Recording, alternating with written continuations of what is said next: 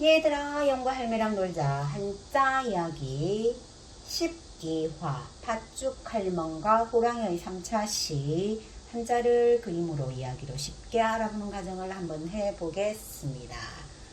자, 첫 번째 요거는 농사를 짓는다 할 때 농사농이라는 글자예요. 농사농은 요게 윗부분과 아랫부분으로 나뉘어져 있는데, 자, 요 윗부분을 한번 살펴볼 거예요. 이 윗부분은, 자, 여기 보면은 바구니처럼 생겼죠.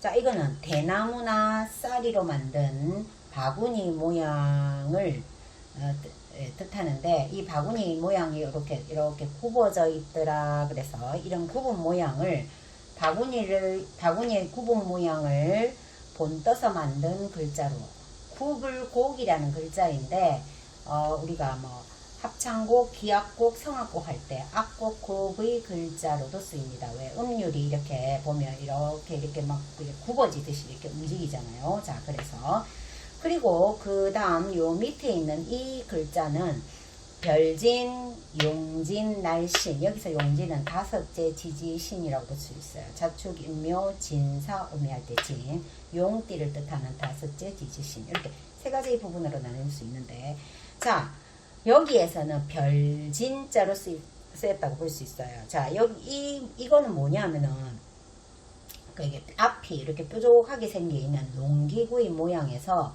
이렇게 변해서, 자, 요렇게 변해서 요 글자가 되었다라는 견해가 있습니다. 그리고 여기에서 날신자 같은 경우에는 우리 보통 날생의 해일, 날일자를 쓰면 생일이라 그래서 태어난 걸 말하죠. 태어난 날을 날일이 하죠. 그런데 어른은 생일이라 하지 않고 생신이라고 해요. 그때 요 날신자를 쓴다고 볼 수 있겠어요. 자, 그럼 설명을 해볼게요. 구불곡, 별진. 굽어진 곳에서 별을 보고 하는 것이 농사더라. 자, 옛날부터 농사는 새벽 별을 보고 나가서 농사를 짓기 시작하여서 저녁에 별이 뜰 때까지 일을 하더라. 그래서 굽어진 곳에서 별 보고 하는 농사, 농사농자의 설명을 해보았습니다. 자, 이거는 일사, 보통 직업의 뜻은, 일이나 직업의 뜻을 가지는 일사자예요. 그러면은 이 글자는 어떻게 쓰이게 되었느냐 하면은, 여기 손이 있죠, 손. 근데 손에 뭔가를 들고 있어요. 들고 있는 이것이 무엇이냐 하면은 제사를 지내고 점을 치는 주술 도구의 모양이래요.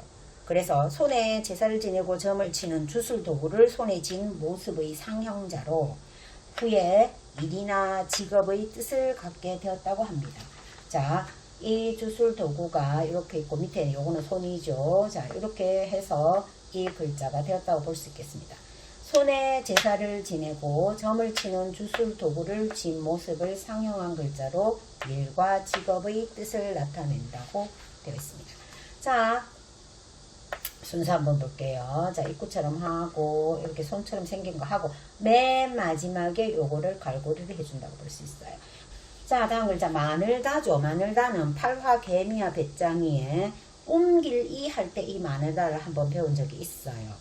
자, 저녁석에 저녁석을 겹쳐 놓은 것이다 라고 그때 설명을 했었는데, 원래 옛날 각골문에서는 신에게 이렇게 고깃덩이를 이렇게 많이 이렇게 쌓았던 모양의 상형자라고 볼 수 있겠어요. 그런데 우리는 쉽게, 자, 저녁이 거듭 쌓이니, 저녁이 한 번 오고 두 번 오고 이러니까 많은 날이더라. 그래서 저녁석 많을다라는 설명을 해보았습니다. 자, 다음 글자는 범인, 호랑이인이라는 글자이죠. 자, 우리 저번에 범호자를 배운 적이 있는데, 반죽에서 범호자를 배운 적이 있는데, 그것도 호랑이의 뜻인데, 이것도 호랑이의 뜻이에요. 자, 이 글자는 원래는 뭐냐면은, 이게 지금 손이잖아요. 손의 모습이잖아요.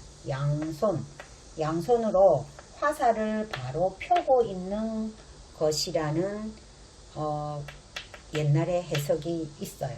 그래서 이 글자가 되었다라고 해요. 그런데, 요렇게 해서 화살을 요렇게 쥐고 있는 모습, 화살을 쥐고 있는, 이렇게 해서 이 모양이 되었는데, 원래의 뜻은 지금은 잊혀져 있고, 자, 호랑이의 뜻, 그리고 자축인 할 때 이 인, 셋째 지지인자라는 뜻만 남아있다고 볼 수 있겠습니다. 자, 획순을 한번 살펴볼 거예요. 자, 요거 해주고, 요거 하고, 자, 요렇게 하고, 내리꽂고, 짝짝짝 하고, 요렇게 해서, 자, 범인, 셋째 지지인자를 설명해 보았습니다. 자, 다음 이 글자는 올해라는 글자예요. 올해의 날일 하면 내일, 올해의 해년을 하면 내년, 뭐 이런 뜻을 가지는데, 자, 이것은 보리, 이삭이 이렇게 달려있는 모습에서, 자, 이렇게 글자가 되었다고 볼 수 있어요.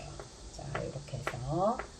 그런데 보리는 하늘이 내려 나에게 온 것이라 하여 오다라는 뜻을 가진다라는 여기 지금 뜻이 있죠.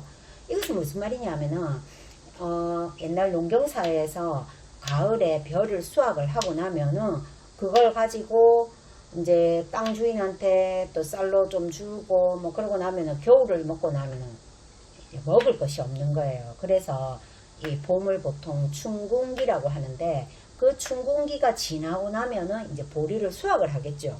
그러면 이 보리가 얼마나 귀하겠어요. 그러니까 보리는 하늘이 내려 나에게 온 것이다라는 오다라는 아주 좋은 뜻을 가진다고 할 수 있겠습니다. 자, 그런데 좀 쉽게 설명을 해보면은 나무목 사이에 사람인 두 개죠. 자, 나무 아래로 두 사람이 오더라 그래서 올래라는 설명을 해볼 수도 있겠습니다. 자, 다음 글자는 겨울동과 같이 쓰여서 동지의 뜻을 가질 때 쓰는 이를지라는 글자예요. 이 글자는 자 여기 보죠. 여기에 땅바닥에 이렇게 있으면 화살이 이렇게 탁 꽂혀져 있는 모습이에요. 자, 화살이 땅에 꽂힌 모습을 본뜬 글자로 화살이 먼 데서 날아와서 멈춘다는 뜻, 그러니까 먼 화살이 날아와 멈춘다라는 뜻으로 어디에 이르다, 도달하다, 미치다라는 뜻을 가진다고 볼 수 있어요. 자, 이렇게 해서 이 글자가 이렇게 해서 이를지라는 글자가 되었다고 볼 수 있겠습니다. 자, 이 글자는 사정 이야기를 했다 할 때 뜻정자예요. 뜻정자. 앞에 있는 요것은 마음심이 왼쪽 변에 올 때 이렇게 쓴다고 볼 수 있어요. 마음이에요. 마음 옆에 이게 푸를 청, 젊을 청의 글자. 저번에 우리 한번 깨끗할 청, 뭐 청할 청 할 때 한번 한 적이 있는 글자죠. 자, 이 청할 청자, 푸를 청, 젊을 청자는 연못 위에 이런 새싹이 있는 모습. 그러니까 연못과 새싹은 어떻다고요? 깨끗하고 맑고 푸르더라. 그래서 그 모습이 이렇게 변해서 지금 이렇게 됐다고 볼 수 있는데 이 부분이 본자이고 이게 속자인데 속자를 좀 더 많이 쓴다라고 볼 수 있겠습니다. 자, 마음심 푸를 청 젊을 청. 마음이 푸르니까 상대의 뜻을 잘 알고 사랑과 인정이 생긴다. 그러니까 마음이 회색처럼 생기면 그 사람이 어떤 생각을 가지고 있는지 잘 모른단 말이죠. 그렇지만 마음이 깨끗하게 푸르니까 상대의 어떤 뜻, 상대가 어떤 생각을 하고 있는지 뜻을 잘 알고 그러다 보니까 정이 생기더라. 그래서 뜻정을 설명해 보았습니다. 자, 이거는 맺을 약속약이라는 글자인데 잘 보면 왼쪽에 실사와 자, 요런 글자로 되어 있어요. 요거는 뭐냐면 구기작이라는 글자예요. 구기작. 구기작은 뭐냐면은 술을 푸던 국자를 말한다라고 볼 수 있겠습니다. 그리고 또 이 작자는 술을 푸던 국자 외에 어떤 용량을 재는 단위로도 쓰였다고 볼 수 있어요. 그러니까 뭐라고 그래요? 그러니까 부피의 단위로 어떤 곡식이나 어떤 가루, 액체의 부피를 잴 때 사용하는 단위로 이 작자를 썼다고 볼 수 있어요.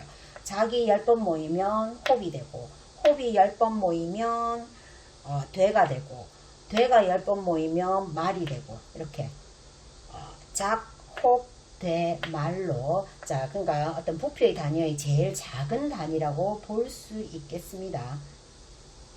자, 실사에 지금 요 모양 이게 뭐라고? 구기작이라고 했죠. 술을 푸던 국자의 모습이 이렇게 변해서 요 글자가 되었다고 볼 수 있는데, 자, 요것은 간체자라고 할 수 있겠습니다. 그리고 형성자로 보는 어떤 견해도 있어요. 실로 이렇게 묶는다, 맺는다, 뭔가를 어떤 물건을 묶는다든지, 옛날부터 실이 들어가면은 백년가약을 한다, 뭐 이런 약속을 한다는 의미가 있었어요. 그래서 자, 실은 묶는다, 약속한다의 뜻을 가지고 운이고, 이것은 구기작자가 약으로 변해서, 그래서 요것은 뜻을 나타내고 요거는 음을 나타내는 맺을 약, 약속 약자의 설명이 되겠습니다. 자, 그리고 쉽게 설명을 하면, 자, 실사 구기작, 술을 떠서 마시며 맺은 약속이더라. 그래서 약속약, 맺을 약자의 설명을 해보았습니다. 자, 다음 글자는 묶을 속, 약속 속자의 글자예요. 보면은 나무목에 요런 입구가 있는 것처럼 보이죠. 그렇지만 이것은 뭐냐면은 나무탄이 이렇게 있을 때, 나무탄이 세워놓을 때 이게 쓰러지지 않도록 잘 있도록 이렇게 끈으로 묶은 모습에서 이런 모양이 되었다라고 볼 수 있어요. 자, 이렇게 해서 이렇게. 자, 나무를 감아서 네모 모양으로 묶었더라. 그래서 네모 모양의 끈으로 묶었더라. 그래서 묶다. 자, 묶다라는 뜻도 가지고 약속하다라는 뜻도 가지고 합하다라는 뜻도 가진다고 볼 수 있겠습니다. 자, 묶을 속, 약속, 속자의 설명이었습니다. 자, 이것은 밤율이라는 글자예요. 밤율은 두 부분으로 나눌 수 있는데, 윗부분에가, 자, 이게 덮을아라는 글자예요. 덮다라는, 덮을아. 그리고 나무. 근데 나무 중에 이렇게 덮여져 있는 것은 밤이더라. 자, 잘 보면 여기 지금 밤송이 그림이 있죠. 밤은 아무나 덤비지 못한, 아무나 밤을 까먹지 못하도록 뾰족뾰족한 밤가시로 있고, 그 다음에 이렇게 반질반질하고 딱딱한 게 있고, 또 그걸 벗기면 안에 또 껍질이 또 하나 있죠. 자, 그래서 나무 중에 한 겹, 뾰족뾰족 가시, 두 겹, 딱딱한 껍질, 지금 여기는 안 적혀 있는데 세 겹, 이렇게 한 겹, 두 겹, 세 겹 덮여 있는 것은 밤율이더라. 자, 나무 중에 한 겹, 두 겹, 세 겹으로 덮여 있는 것은 밤율자. 다음 글자는 거북구, 거북귀 외에 터지다, 갈라지다라는 뜻으로 터질 균자, 균열할 때 쓰이는, 자, 이 글자를 한번 설명해 보겠어요. 자, 여기에 거북이의 모양이 있죠. 자, 거북의 모양을 본뜬 글자로 거북의 등이 갈라졌다는 데서 터지다, 갈라지다의 뜻이 더해집니다. 자, 거북의 모양이 이렇게 이건 발이고 이렇게 있고, 등에 이런 갈라진 모양이 이렇게 있는 모습으로 이렇게 완성이 되었다고 볼 수 있겠어요. 근데 이 글자가 복잡하니까 이런 약자를 쓰기도 하고, 주구에서는 이런 간체자를 씁니다. 거북의 등이 갈라진 모양의 거북구, 거북귀, 터질 균자의 설명인데, 자, 획순을 한번 볼게요. 먼저 이렇게 하고, 이렇게 해주고, 그 다음에 짝짝 끊고, 일자처럼 하고, 그 다음에 이렇게 해주고, 자, 밑에 거 이렇게 하고, 자, 한 다음에 요걸 해서 가위표처럼 하고 밑에를 닫아주겠습니다. 자, 얘들아, 연구할매랑 놀자. 한자 이야기 12화. 팥죽 할멈과 호랑이의 3차 시. 한자를 그림으로 이야기로 쉽게 알아보는 과정을 한번 해보았습니다.